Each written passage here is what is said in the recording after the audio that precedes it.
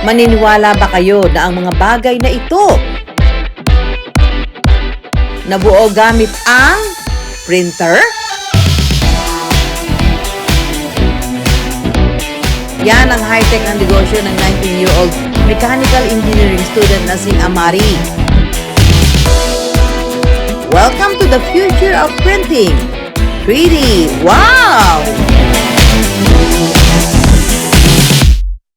Ang future ng printing, not just one, not two, but 3D.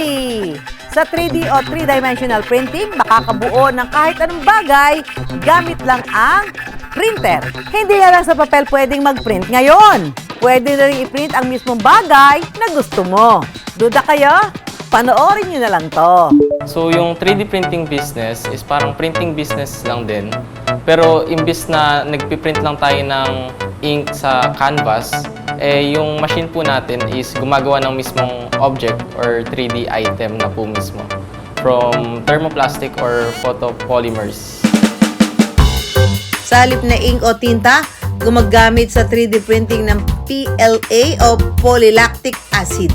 Isang klase ng thermoplastic na gawa sa sustainable materials na natutunaw kapag naiinitan. Yung unang step natin ay tayo magde-design ng 3D model sa isang 3D modeling software. I-import na natin siya sa ating 3D printer. After 15 minutes, ito na po ang ating pera-paraan keychain. Kapag gustong magpa-customize o pasadya ng kahit anong bagay, kayang-kaya yan sa 3D printing. Yung 3D printing po is a really diverse business kasi pwede po tayong mag-branch out sa mga medical, dental, product development, thesis, prototypes, artistic figurines. In my case po, since student, mostly mga university-related po yung hawak ko. More on school yung niche ko po. Ang pinaka-in-demand daw ngayon sa mga iniimprenta ni Amari, keychains.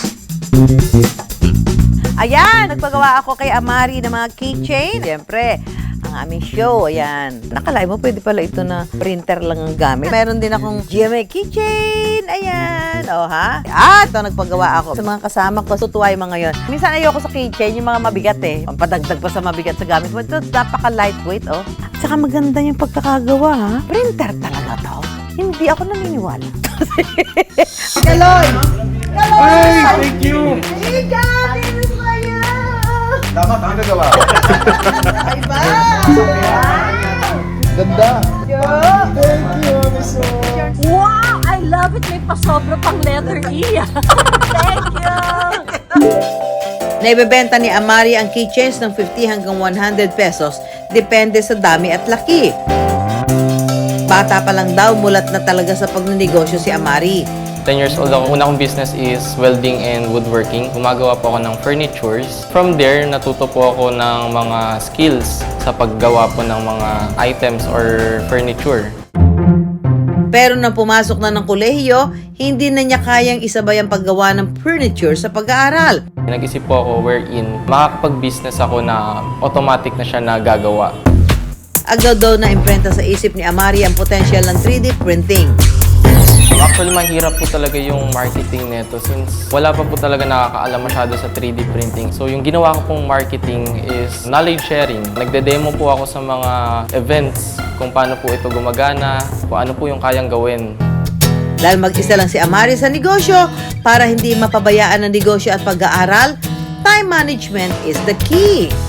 Gamitin daw ang makabagong teknolohiya para mas mapagaan ang trabaho. We iterated our artificial intelligence wherein automated na po yung mga response with the client. So from there, mas nakaka-focus din po tayo sa studies natin. Nanguhunan siya ng 25,000 pesos para makabili ng 3D printer. Ipon niya raw ito galing sa naunang negosyo. Desidido raw talaga si Amari na pagsabayin ng negosyo at pag-aaral dahil gusto niyang makatulong sa kanyang pamilya. Minsan po, nakakapagbigay din po ako sa parents pagka need po and sa mga bills din po. Nakatutulong na rin siya sa pagtutustos sa kanyang pag-aaral. Hindi na po ako masyadong nag-aalala pagdating sa financial since may mga backup na. Hindi na po ako masyadong nahihirapan kasi dati po talaga, kailangan talaga pag-isipan kung ano po yung pagagastosan sa hindi po. Halos 3 taon matapos simulan ng 3D printing business, may 2 3D printer na si Amari. Madali na rin daw ang pasok ng pera. Para na lang nagpiprint ng kita. Per month, around 5 digits po yung kita po.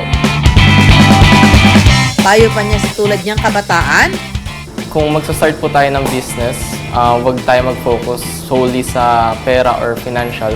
Let's take it as a experience po, more on pag-improve natin sa sarili natin. If yun po yung inisip natin, dadating at dadating lang din naman po yung financial. come on guys, it's 2025. Para hindi mapag-iwanan sa negosyo, subukan sumabay rin sa pagbabago ng panahon at teknolohiya.